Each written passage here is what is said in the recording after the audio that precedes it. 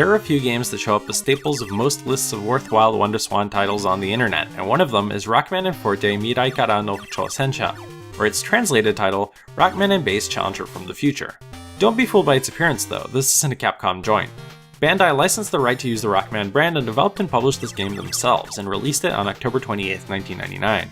As the name implies, this is a semi-sequel to Rockman Forte, an April 1998 Super Famicom spin-off of the original Mega Man series. That game wouldn't make its way outside of Japan until the year 2003, when its Game Boy Advance port would be localized for North America and Europe under the name Mega Man & Bass. It may seem odd that a 16-bit Rockman would be released so late in the Super Famicom's lifespan, but according to producer Keiji Inafune, it was targeting younger children who wouldn't have had the access to more powerful systems such as the Saturn and the PlayStation, where Rockman 8 was being released. In fact, Rockman Forte shares sprites and animations with Rockman 8, as well as two bosses that the games have in common, leading to the widespread belief that Rockman Forte is just an inferior rehash of Rockman 8. Mirai Kara no Chousensha does try to masquerade as a normal Rockman title, though it does have some unique quirks we'll cover in a little bit. Aside from the music being reused from the original, the story and boss characters in this game are entirely original. This game is somewhat shorter than you might expect for a Rockman game, as it has an opening stage, 4 regular stages you can play in any order, and 3 final stages which must be completed in a specific order, for a total of 8 stages. Despite being original, the story here is pretty throwaway garbage. A robot looking oddly similar to Rockman going by the name of Rockman Shadow has formed an organization of robots from the future called Dimensions. The robots from Dimensions travel into the game's present and give humanity a declaration of war and attack a city where humans and robots live in harmony, Symphony City. Rockman Forte then try to restore the world to peace by dealing with Dimensions' threats.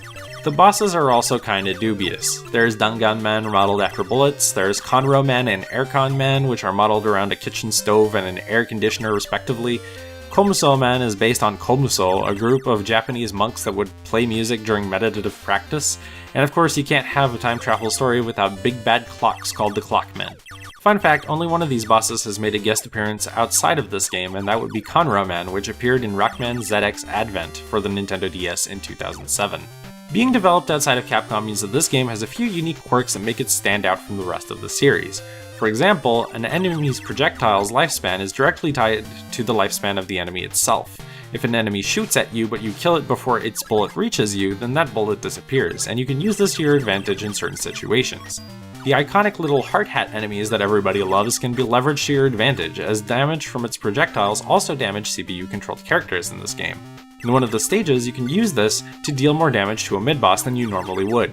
It's unclear to me if these two things were intentional or if they were merely oversights from the development team.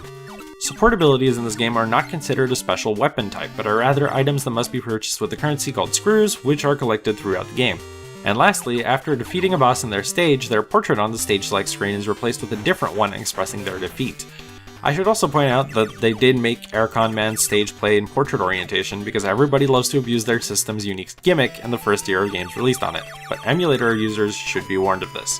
I guess the most honest thing I can say about this game is that it always feels a little bit off. This game has some weird sprites, the stage design is a little bit bare, and when combined with the unique mechanical quirks in the game, you can't help but you're feeling like you're playing a homebrew Rockman fan game rather than something officially licensed by Capcom. In some ways, that's exactly what this game is, another studio trying to emulate a series that they presumably loved, and not quite getting it right in the process. If that sounds novel to you, then I would definitely recommend giving it a shot, but anyone who's looking to play a Rockman game for reasons beyond novelty should probably just go play Rockman 8 instead of playing an imitation of Rockman 8.